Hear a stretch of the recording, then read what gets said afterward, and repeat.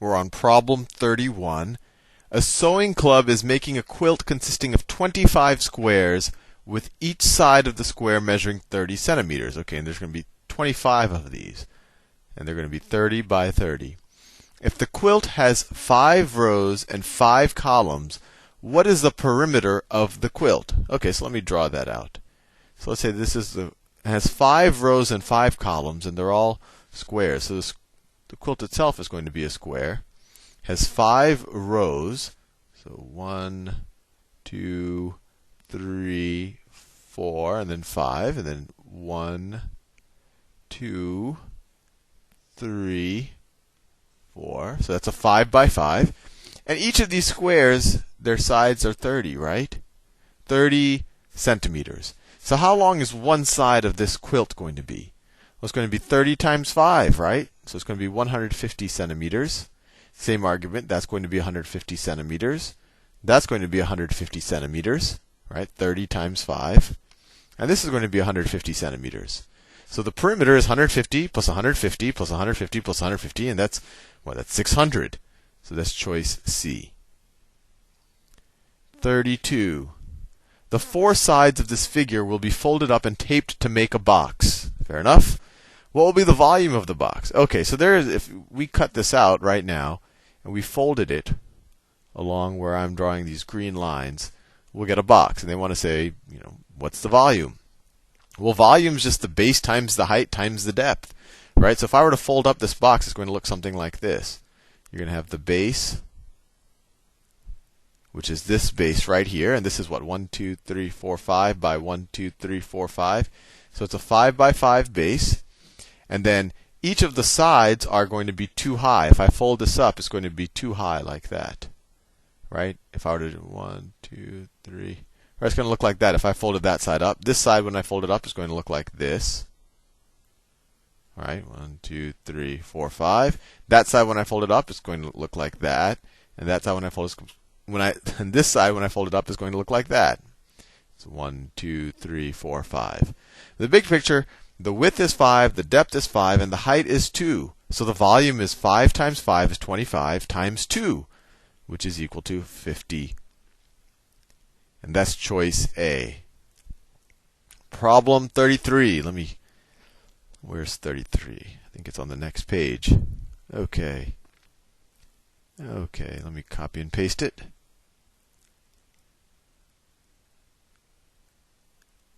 I should just copy and paste the whole test. Okay, it says, a classroom globe has a diameter of 18 inches. If I were to go from the center to the side, it's 18 inches. Which of the following is the approximate surface area in, oh no, sorry, I just drew the radius. It has a diameter of 18 inches. This is 18, right? Which of the following is an approximate surface area in square inches of the globe?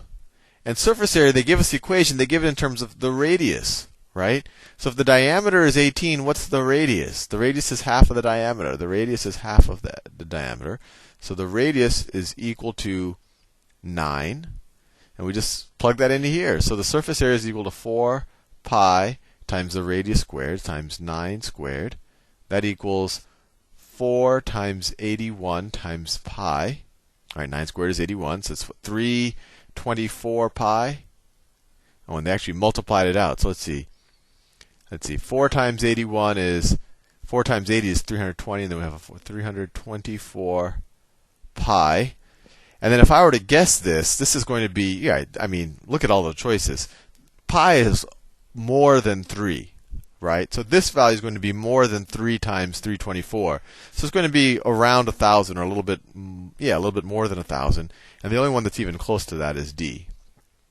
But if you wanted to confirm that, you could multiply 324 times 3.14. That is equal to 1017.4. All right, next problem.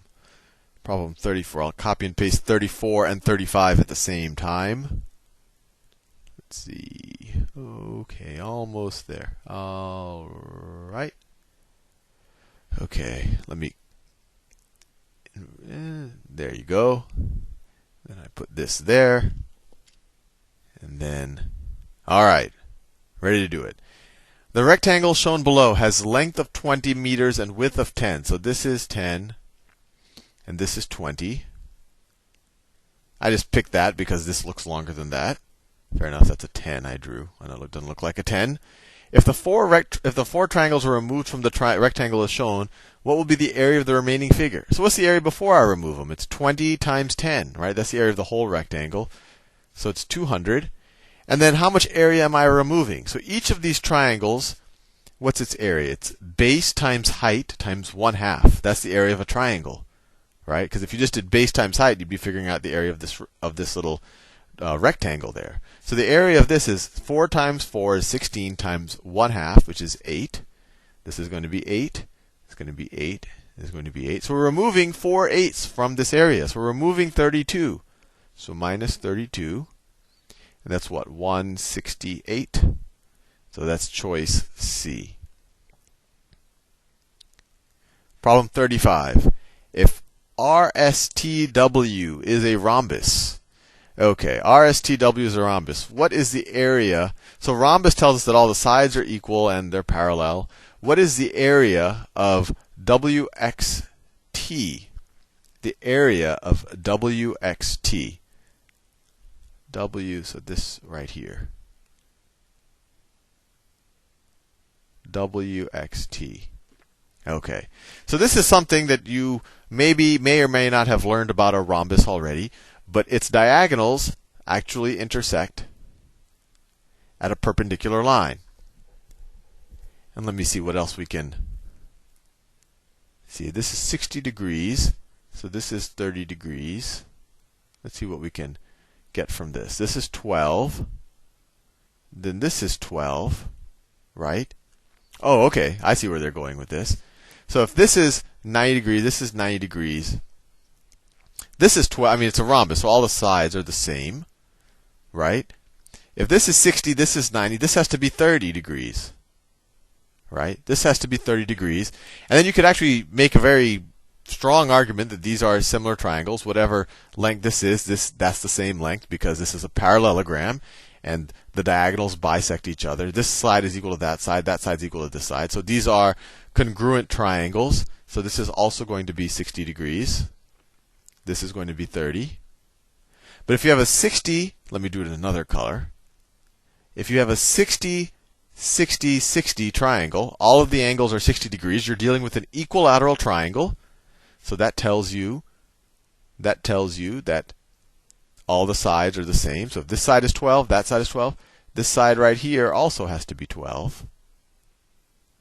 That side here also has to be 12. If that whole side is 12, what's this length? We already know that in a parallelogram, the diagonals bisect each other. So this length is 6, and this length is 6. Fair enough. And let's see, if each of these lengths are 6, can we figure out what this height is equal to? Because if we know the base and the height, we're ready to figure out the area of a triangle. So let's see, if we could use a Pythagorean, if we call this x, we could say x squared plus 6 squared plus 36 is equal to 12 squared is equal to 144. And we could say that x squared is equal to, what's 144 minus 36? That's what, 108, I want to say. Let's see. 108. So x squared is equal to 108. X is equal to the square root of 108. And I can simplify that more because, see, 9 goes into 108. Right, 9 goes into 108 12 times, right?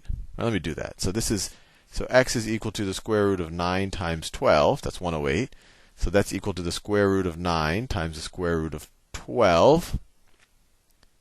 Square root of 12. Well, the square root of 12 is, see, that's equal to 3 times the square root of 12. Square root of 12 is the same thing as square root of 3 times the square root of 4. Right? Square root of 4 is 2, so that's 2 times 3 is 6 square roots of 3. Right, this is 36 times 3. We could have said this is equal to the square root of 36 times the square root of 3. You can't see what I just wrote there. Times the square root of 3. Right? All right, so 6 square roots of 3. That's this side. So what's the area of this triangle right there? It's 1/2 times this base times 6 times 6 square roots of 3. 6 square roots of 3. So that's 1/2 times 6 is 3 times 6 square roots of 3 is 18 square roots of 3. Now that's just this triangle. This triangle is congruent to this triangle, so it'll have the same area. And you can make the same argument that all of these triangles are congruent. So the area of this entire rhombus is going to be 4 times this, right? If I'm looking at it, right, it's going to be 4 times, is that what they wanted? Oh, no, they wanted the area of WXT. Oh, that's what we just figured out. They didn't want the area of the whole rhombus. They want just the area of this triangle right there, which we just figured out, which is 18 square roots of 3. I'm trying to think if there's a simpler way of doing this. There might be some formula for the equation for the area of a rhombus that I've forgotten in my memory, but we were able to reprove it, and that's always better, to actually come from basic principles. Anyway, I'll see you in the next video.